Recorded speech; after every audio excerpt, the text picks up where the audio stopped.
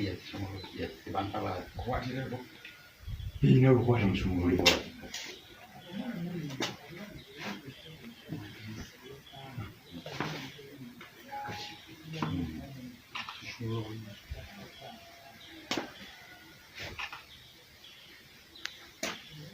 Katigamba gy'obuvunaanyizibwa bw'obusika omutabani wange. Obuvunaanyizibwa bw'obusika bwa mutabani wange Godfrey Muyimbwa Sekaayi mukuggyeko mutabaazi.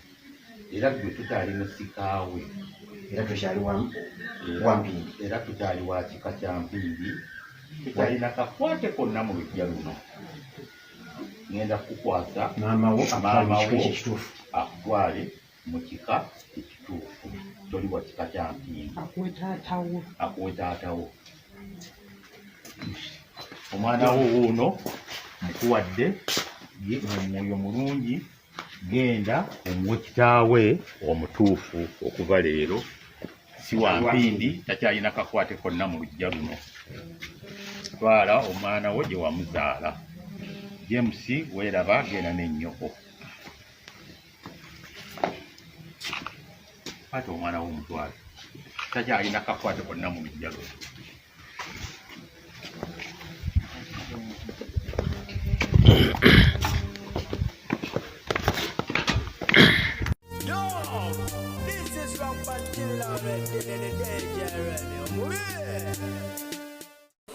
Ako ke katambi akakutte bannayuganda omubabire essaawa eno era nga bangi kabakwasizza ennaku butya omuto wafulumiziddwa amaka gano oluvannyuma lw'okukizuula nti si omwana wa mu nju era ngono obukulu obwali bwamuweebwa ng'omusika bugenze maaso okuba ng'ate bumugibwako era n'asendebwa mangu nennyina babere nga bafuluma amaka ago. Ku Page the News Anchor Kwoli omulungi omwagalwa mpuliriza kwanirizaako mu dakiika eno yennyina ate nga nyongera okwebazaako gyonna gye tussako engalo gyesinza okuba ng'atooka kalabya kansuubire nti oli malira sana.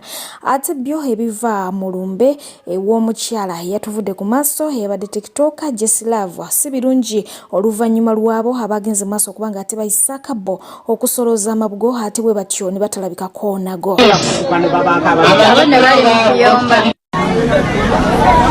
Obedda era vidiyo ziragibwa wano ng'ali mu kusonda ssente empitirivu ng'akuŋŋanya ssente empitirivu era obedda bazimuweereza. Naye wenjogerera essaawa eno ku ssente nnyingi ezakuŋŋaanyiziddwa zibeere nga ziyamba ku mukolo gwa muganda waffe Nambakyalesite tebalabika wadde 10. N'ebintu ebikalu bye babadde baguze ng'omuceere ssaako n'ennyama baabuze nabyo mu mmotoka. Basebo ne bannyabo tulina ennaku nnyingi olw'omulimu gw'abaganda baffe bano batuswazizza nnyo.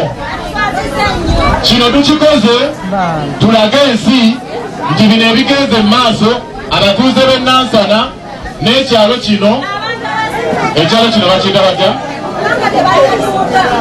wangi abatuuze b'ekyannamugera Nansana ku mabulooka n'ab'obulenzi Luweero bavumirira ekikolwa kino.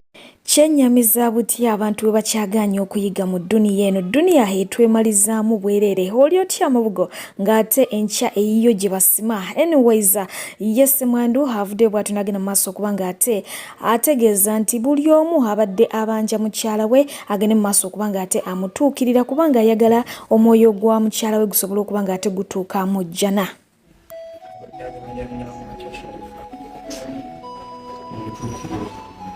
Yes. Mukyala wange abadde mutuukirivu nnyo okusinziira ku ebintu bye mbadde munnange tujja kukwasaganya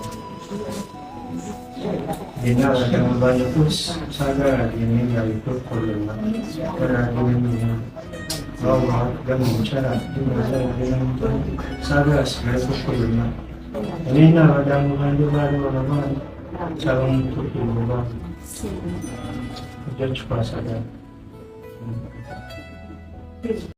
ate bo abagambibwa okuba nti batulugunyizibwa era nga be bakawonawo olunaku olwaleero bakedderwa Nawankya okuba nga ate boolekera ku Uganda Human Rights Commission Office nga bano baagala omukyala amanyiddwa nga Mariam Wangadya ng'ono ye commission's chairperson okuba nga ate alekulira ave mu kifo ekyo oluvannyuma lw'okuba nga ate takola mulimu gwe bulungi kubanga yabalekulira aba yabalekerera n'agenda mu maaso okuba nga ate tafaayo okulwanirira ddembe lyabwe nga abantu abatulugunyizibwa okuba nti bafuna obwenkanya wabula nga bano tebatambulidde bulungi bakwatiddwa poliisi abawerera ddala 5 w'enjogera basuzeeyo.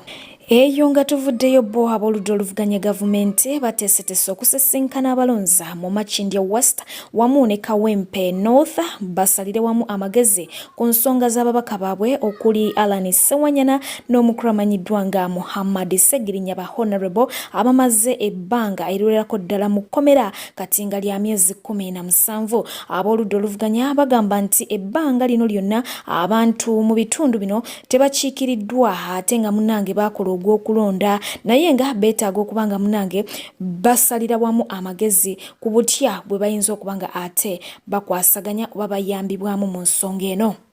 Ate yo omulamuzi wa kkooti esookerwako e Kanungu alagidde manager wa leediyo ya minisita Dr. Chris Baryomunsi eya Kanungu FM amanyiddwa nga Nelson Kagote Twinomasco okubanga ate munange awenga si ya mitwalo 2 egya Uganda oba si kyo hasibwe emyezi 8 oluvannyuma lw'okubanga ate akkiriza omusango gw'okukuba n'okulumya omukyala amanyiddwa nga Anita mukozi munne ku leediyo eno oluvannyuma lw'okubanga ate balemererwa kanya ku nsimbi ze yali afunye oluvannyuma lw'okumuwa ddiiro naye nga kino kigenze mu maaso okuba nga ate kireeta okusoomoza mu bannayuganda era nga beemulugunyizza ne bagamba nti kaakati ono yakuba omukyalo ono n'amuleeta n'omusaayi wabula ate bamusabye busabe mitwalo 2 oba si kyo bamusibe emyezi 8 ate nga ye kafuta bamusalira emyaka mingi nnyo nnyini ddala okusinziira ku bye bagenda maaso okuba nga ate bakola okuba nti byefaananyiriza. Yo mubaka wa Kyadondo East amanyiddwa nga Honorable Nkonyenje Muwada era ng'ono minisita w'ensonga z'ebweru ku ludda oluvuganya gavumenti azzeeyo mu bawarabu okulondoola bannayuganda abaggalirwa mu makomera olw'ebiwandiiko byabwe okuba nga ate biggwako nga banoonya emirimu. Muwada agambye nti bannayuganda bawerako ddala 329 be bakyali mu busibe e Saudi Arabia era ng'ategeezezza nti gavumenti yavuddeyo oba yabadde ewaddeyo bannayuganda abawera ddala 92 omukisa wabula nga ate bano basangiddwa nga bali mu mbeera si nnungi oluvannyuma lw'okuba nga ate bafuna obuzibu ku bwongo era nga bakyetaagisa okuba nga bajjanjabibwa wamu n'okubudaabudibwa balyoke bakomezebwewo mu ggwanga lya Uganda wabula nga kinajjukirwa nti n'abakagenda obugenzi bangi bali eyo bayaayana ku yafeesi ez'enjawulo olw'ebbula ly'emirimu erigenze mu maaso okuba nga ate eribalukawo kyokka nga ate wano ku kisaawe bakulaga nti abakyafuluma sitiiru be bangi okuba nga ate beeyuna eggwanga erya Saudi Arabia naye nga y'omukulu amanyiddwa nga Kiseka Wumalu agenze mu maaso okuba nga ate abaako obubaka bwawa kuba kiyo naddala bakadaama abaagala okuba nga ate beetaasa ebibambulira ebibagwira mu bulamu olutatadde. Mwe bakadaama mwebeereremu kino ekintu kye mukola ekyokulwanyisa justice okufuna justice yammwe kifiiriza abantu ssente empitirivu n'okusinga bw'osobola okukirowooza nako. Bano abasajja we muba emitwalo 15 Saudi Arabia wuliriza kano we mubeera emitwalo 15 Saudi Arabia mu kafala system nga bakugula miliyoni 2 abantu emitwalo 15 giba gikola trillion 3. Imagine trillion si billion ze billion 13 billion 13 kati gwosuubidde tebasobola kukwatako kugula big tiktoka n'atandika kuba divert nga kubabuzaabuza kyovola banze mbyanguyira bwe ndaba nga kiyiika endusu nga nvaayo nga nkisabulirawo abamu ne bawoza bw'ati tosabula muntu abadde atulwanirira bano abasajja teri yagenda kujja akulagirewo nti akulwanyisa buli ajja ayita mu kakodyo kakwefuula akulwanirira ye ayita mu kakodyo akokwefuula akugamba ekigenda okukuyamba naye nga ekigendererwa kukusuula bano abasajja gwe bakulabanga bute osegedde oli business bakulundira Uganda ne bakusaddaakira Saudi Arabia. Bano abawalabu balwala ebirwadde beetaaga kye bayita organizi leka nkubuulira abaana betumanyiko be basinga obutono bayinza n'okuba tebaweza wadde kwota ku baana be bayisa obubi eyo mu Saudi Arabia. Okiwulira? Muve mu bino musimanyi nawulidde mutima yagambye bwati, nawulidde gundi yagambye bwati, gwe kyomumanya bagenda kujja okwogezaako okutukuba. Okitegeera? Naye gwe newe bakubanze gwe sigala ng'ogenda mu maaso. Teweesiga tikitoka yenna kabeerenze. Weesige gwe kubanga gwogenda okugibwamu ebibumba, gw'obonyabonyezebwa, gw'oyokyebwa, gw'okolebwa buli kimu. Ate leka nkubuulire nange senga mba siina following yo nze siba w'amaanyi.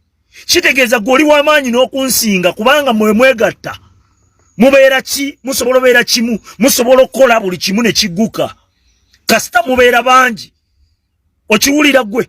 Bagenda kujja ne bidaiversion bibawugule kubanga mubafiiriza sente. Sawa zino kye tuliko kiringa nga wonoolaba nti ente bazisiba mu kiraalo zikutudde zidduse zibaddukako sente zaabwe zidduka.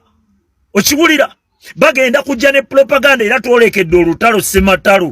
Gwe kyoba omanya babasajja bayiye obusente muki mu batikitoka. Government ya Museveni tekyalina sente zijja mu bakadama. Imagine buli myaka 2 bwebe basolozaamu trillion 3 ate zo ze babatunze obutunzi kati gattako zino ze mukola ze babajjako omusolo zosindika Uganda ne bakutemako omusolo. Gwomanyi sente mmeka we bakubalira zino ze bakutemako omusolo naye tebakubuulira ziri ze bakutunda emiliyoni 2 n'okusoba. Ate yo muyimbi amanyiddwa nga David Kakaire nga abangi bamumanyi nga Top K era ng'ono muyimbi wa dancehall okuva mu kibuga Ejjinja ye yakwatiddwa era nga wenjogera yasindikiddwa mu kkomera okutuusa ennaku z'omwezi nga 2 omwezi ogwokusatu lwalidda mu kkooti ayongera okuba nga ate abitebya oluvannyuma lw'okumukwata n'omuwala ali wansi w'emyaka 18. Muno bagenze mu maaso okuba nga ate munange bamugalira lw'egyo misango egya trafficking abawala abato wamu n'okuba nga ate abeerigombako. Yo entisa ebotikidde kanisa y'omusumba amanyiddwa nga Pastor Jackson Ssenyonga era nga kanisa eyo yemanyiddwa nga Christian Life Church oluvannyuma lw'omukyala atemera mu gy'obukulu 59 okutondoka omulundi gumu n'agwa eri era bw'atyo n'afiirawo. Wabula nga kigambibwa nti omukyala ono yali ku ddagala mu ddwaliro ekkulu e Mulago naye ng'ekimuluma babadde nga tebakiraba okumala ebbanga lya myaka 3 kwe kusalawo okuba nga ate addukira mu kanisa y'omusumba ono bw'atyo amusabireko obaolyawo anaatereera ng'era eyo Mungu gye yagenze maaso okuba nga ate amujjula mu bulamu bw'ensi eno. Nga bulijjo poliisi yayingidde dda mu nsonga zino okuba nga ate yongera okunoonyereza kiki ekyaleetedde omukyalo ono okuba nga afa. Olunaku lw'eggulo twagenze mu maaso okuba nga ate tulaba ekitongole ekivunaanyizibwa ku ddagala mu ggwanga ly'etu Uganda ekya Uganda National Drug Authority bwe kityo nga kigenda mu maaso okuba nga ate kiwera eddagala ly'omusumba amanyiddwa nga Robert Kayanja erigoba enkwa mu bisolo erya Tikoff. Wabula ng'ono yeeyambisa omukutu gwe ogwa Twitter avuddeyo bw'atyo n'agenda mu maaso okuba nga ate abaako obubaka bw'aleka era ng'awandiise n'agamba nti ng'abalala batulwana olw'okugezaako okumalawo ekizibu olw'ensonga emu oba endala tujja kugenda mu maaso n'okusala amagezi agaffe wano okumalawo ebitusoomooza.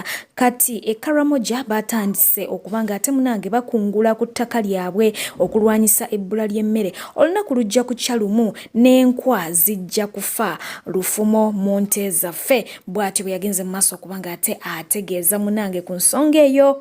Songa ate ye musumba munne esaidi eno awabulwa anti munange omuganda yagera n'agamba nti ensowera ekwagala yeekugwa kubbwa omuto akuba engoma n'omukulu n'azina ate gakola ki gakuweebwa munno. Yassa omukulu ono ye ayina byalaba mu bulamu bwa Pastor Bujingo byagamba nti oba olyawo bityo siwe byandibadde.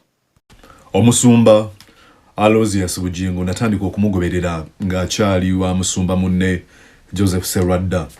Eyo nno yavaayo ne bawukana bubi nnyo. Ezimu ku nsonga yagamba nti Serwadda yali yenyigira nnyo mu by'obufuzi ng'atembeeta nnyo Mwami Museveni ne bawukana. Lwali lutalo olumu olwasooka naddala mu bulamu bwa Alozias Bujingo. Teyakoma okwo n'alumba ate obufumbo bwa musumba munne Kiganda n'amuvuma nga bwe yali akola obwenzi. Yalangira abasumba abalala okutegeka enteekateeka z'okusaba n'ebirala bye bakola ng'ekigendo kya kuŋŋaanya ssente kwegaggawaza. Yaggula olutalo ku bantu bangi nnyo naddala abali mu layini emu gy'akkiririzaamu oba eyenzikiriza. yalaga nnyo butali mu byabufuzi. Teyakoma okwo yatuuka n'okulumba mukyala we n'ayogera n'ensonga ez'ebyobulamu z'ayitamu ku kituuti nga kwabyogerera. Azze akola ebintu bingi nga wamma ggwe bw'oba nga weetegereza ebintu ng'osobola okulaba n'ogamba yi naye omusajja ono yabyogera. Alozi Asibujinga atuuse n'alya ojja kusonya olulimi lwange ebisesemye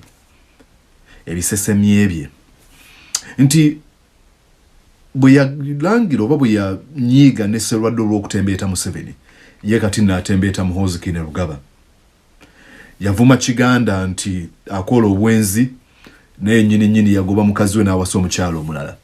Teyakoma okwo, ensimbi ze yali alangira banne awezezza ensimbi n'emmotoka gy'avuga kuliko ebigambo praise God byasasulira omusolo ogusukka mu bukadde obutaano buli mwaka. Omuntu y'omu avudde mu kubeera ng'atembeeta Muhoozi Kainerugaba kati amanyi n'okuvuma abamu ku bali ku ludda oluvuganya okuli ba Bobi Wine n'abalala. Afuuse ekyenyinyalwa kati atuuse n'okutandika okuwemulira ku kituuti. Ebintu by'ayimba ayimba naye ng'agenderera kuwemula, abireeta ng'asaaga naye ng'agenderera kuwemula. Tuli babandana, tuli basumbana, mwe muli baki ng'agenderera kuwemula yeefuula asaaga. Bujingo olimba. Ekinjogeza bino kubeera nti singa wabeerawo omukisa n'olaba video n'okyusa noyinza obutakyusa omanyi n'okubuuza oyayogera nsinga ki tewali kyenkusinga. Naye abamu kubagenda ku kanisa esinga muzuukuka ne bwe tufunayo omuntu omu n'avaayo bwe tutaasa omuntu omu kijja kutumala. Tuli mu kukuza amazaalibwa ga muyimbi Robert Nesta Marley abangi bamumanyi nga Bob Marley. Yagamba nti you can fool some people sometimes but you can't fool all the people all the time. Oyinza okuba olina b'olimbye naye akaseera kagenda kutuuka abantu abamu b'olimbye ebbanga eddene bajja kwabulira. Ndowooza yange nkusaba okyuke. Ekitongole ky'ebigezo mu ggwanga ekya Uganda National Examination Board kifulumiza ebibuuzo by'abayizi abatuula ebyakamalirizo ebya siniya ey'okuna omwaka oguwedde ogwa 2022. Ku bayizi abatuula ebibuuzo bino abawera ddala emitwalo 34,595 abayizi abawerako ddala emitwalo 32,939 be bayise, so ng'ate abayizi abawererako ddala omutwalo gumu n'ekitundu mu 756 be bagudde era nga bo tebakkirizibwa kubanga ate bagenda mu kilaasi eya siniya ey'okutaano oba okugenda ku institute yonna wabula nga babasaba nga ate baddamu buzzi siniya ey'okuna. Wabula nga ate tiktok wammwe amanyiddwa nga Brennan bw'atyo yagenze mu maaso okubanga ate akikola oluvannyuma kubanga afuna first grade ne aggregate eziwerako ddala 19. So abangi babadde tebamusuubira kubanga ate akikwasaganya mu ngeri efaanako bw'eti naye nga kati yozeyoze bonna abasobodde okubanga ate munange bayita n'abagudde katwongere okubanga ate tubagumya. Kyekitongole ekivunaanyizibwa ku bisolo mu ggwanga ly'e Uganda ekimanyiddwa nga Uganda Wildlife Conservation Education Center bwekityo kivuddeyo ne kigenda maaso okubanga ate kitegeeza nti bandikwata ebisolo bino ebikuumibwa for example nga mu zoo ne babita okubanga ate biddayo mu nsiko oba mu bibira gye birina okubanga ate bibeera olw'ensonga nti akasente oba ensimbi ezibirabirira eziweddewo ate nga kino kyandibaleetera okubanga banyigiriza omuyi w'omusolo okwongera okumukamulamu ssente okulaba nti bafiidinga oba baliisa ensolo zino. So ng'ate mukadde ke kamu bagenze maaso okubanga ate batutegeeza nti okutandika n'omwezi ogwokuna abavuzi b'emmotoka bonna beetaaga okubeera ne dustbin mu mmotoka zaabwe okwewala okubanga ate baddugaza ebibuga by'eggwanga ly'e Uganda era nga bategeezezza nti anaasangibwa nga talina akasero ka bicyafu mu mmotoka ye ajja kubanga ate munange atoola engassi y'abukadde 6 bulambirira obw'eggwanga ly'e Uganda. Songa mukadde ke kamu abakulu okuva mu Bank of Uganda bagenze maaso okubanga ate balabula bannayuganda abeevumbulidde omuze gw'okuzinga ensimbi ng'ebimuli bwe bati ne bagenda maaso okubanga ate babitonera abaagalwa baabwe okukomya omuze guno nga bagamba nti kuno okwonoona ssente era nga kikendeza life span ya notes zino bw'oba okyetegereza obulungi nti gye mukoma okuzizinga gye zigenda okubanga ate zikaddiwa mangu ate ng'okuprintinga ssente kuli very expensive. So bwatyo oba bwe batyo bagenda maaso okubanga ate babalabula nti anaakwatibwako ng'ako agenda maaso okukola ekintu kino ajja kubanga ate afeesinga amateeka. Ate ye yaliko promoter w'amaanyi mu ggwanga lya Uganda amanyiddwa nga Sudman wabula ngono yannyuka eggwanga lya Uganda n'abeera ng'ate agenda mu United States of America. Yavudde bw'atyo n'agenda maaso okubaako byayogera ku mukyala amanyiddwa nga Fifi ng'era agamba nti ye yasooka okubanga akola ki amugajambula era n'ategeeza nga omukyalo ono bwe yali omuwa omukamala era nga yali muyonjo nnyo okukamala wabula nga yamulumiriza okubanga ate yayagala nnyo enkola eyalwasa ngamba okumugwa ebbakuli nti Fifi yakola ki yajagala nnyo oba ajagala nnyo wabula nga mbufu webumu yagenze maaso okubanga ate abategeeza nti yamujja wala yali musiiwuufu mwandibadde mukola ki mumusiimako okubanga yakyusa obulamu bwe okutuusa wano waali naye nga tukyali ku mukyalo ono mwennyini tetunaba kubanga ate tufuna response ye ku nsonga eyo yavuddeyo ye n'agenda maaso okubanga ate akola comment eyiye ku katambi ka Haji eyagenze mu maaso okubanga ate yeekolera amawulire oluvannyuma lw'okubanga ate awaba hajati be zikawundo enamba plate za kawundo UBN akanamba akaliko naye ate n'agenda maaso okuteekawo embeera ey'okugaba hajati bakole ki beebuuzeeko oba mukyala muto abuzeeko mukyala mukulu ekyajja bangi mu mbeera ne bagamba nti bananga abakyala gatuyogeddwa anyways buli omu yayogedde bibye naye ng'ebyaffe kwena byabadde bwe biti baswiti bannamba 6 okudda najja wano ne mbagamba bannange obujja buluma nze obwange obundiko n'okuwunya buunya ne mugamba ndina omutima omubi era bannange omukazi oyo ne mujjayo baziyita batya maaza ezibeera mu Kurani aya ne muleeta zi aya kabula kata muleete kutuba ne duwa mulaka mwazi nombeera era ffe tuli ku bintu Nabbi Muhammad sallallahu alaihi wasallam yagamba era ffe tuli ku ddiini era ddiini twagizaalirwamu mukwano ababuulizi b'enjiri y'Obusiraamu bagamba ne bakazi ba Nabbi balina obujja mwalabye seeka oba Haaji oba seeka oba biki eyaleese akamanyiiro bisajja bikulu kwebuza magezi gwani asisinkanya abakazi mbukubanga kimbukubanga webaka nabo olowooza oli wa nnyo obumotoka mbuhali yagenzo n'agamba mbu nze nanyini maka gano era bwe ngamba mba ngambye mukwana abakazi bakulazeeko nti amaka siggo gafuga bw'oba owulira wali oyagala nnyo asooka lwaki waleeta ow'okubiri ate ne namba 3 ajja bakwano mufumbe n'ebitanda mubifumbiremu naye nze muwala w'abafu ababiri eyo kasasira asanganga mpise nja kugenda nkole obufumbo bwe buganda nga muvaamu obwo kuki okuta abaana b'abanno bonna bayimiriza wali wabadde weetaaga okuyita abantu ne kamera sajja bikulu kwebuza magezi yatuuzizza ab'ekika abooluganda n'emikwano n'ekimirano mwetolere salaamu mukwano bakulazeeko nti you're nothing tosanyira kufiiringiza abaana b'abanno olwedde obasibye omugeto olinga atunda ebyennyanja ate obisisinkanya mu empuuta ebuuze ku mmale oli mulalu weeyise Katonda banange tulabye n'eddiini abasajja abaddugavu gye muyiga obukulu nga n'abagizaalirwamu si bye bakola kitegeera bagamba musooke mwebuuze nga simala ku nnamba emu oyo ddala wamwebuuzaako oyo wama mufumbe mu ganamba gammwe naye nze sijja kufumba mu kinamba wasa nfumbirwe simple omuzannyo gunyume ate okusinziira ku lutalo oluli wakati wa Spice Diana wamu ne Shiba Kalungi tukimanyi bungi nnyo waliwo akayimba ka Spice akapya era nga kali buli akawulirako agamba bugambi nti direct kagenda wa Shiba omukulu ono lwakawuliddeko kabako yavudde n'agenda maaso okubanga ate ategeeza nti akayimba ako bw'okawulira kibanga bw'onoolaba nze kabako waabwe nga nnyimba oluyimba olw'empalanambu nduweerezaani Chris Brown aba tagenda biwulira kubanga n'olulimi lw'ennyimba talutegeera so mba mala biseera wabula nga ate yo mukulu amanyiddwa nga White Banda naye yavudde n'agenda maaso okuba nga ate ayanukula omukulu amanyiddwa nga Bajjo oluvannyuma lw'okuba nga ate amuyita ekiyenje amuyita ng'amwogerako bingi mu music industry era nga gantasana na kubeera muyimbi kubanga talina na music ategerekeka ngenda kuba nga ate mbalekera White Banda naye nga myonna nyongera okubajjukiza nti R&P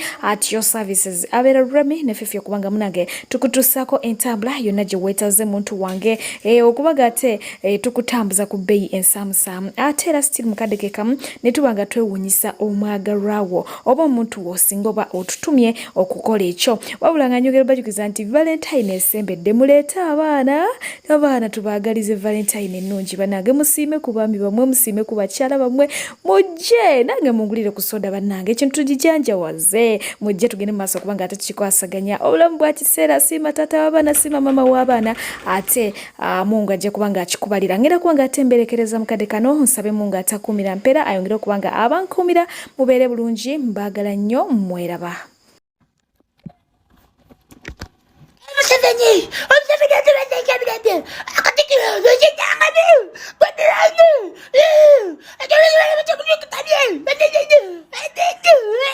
Shut up your mouth. Bajjo, old man kwebuza magezi. Ekikuleekanya ku live kyekye.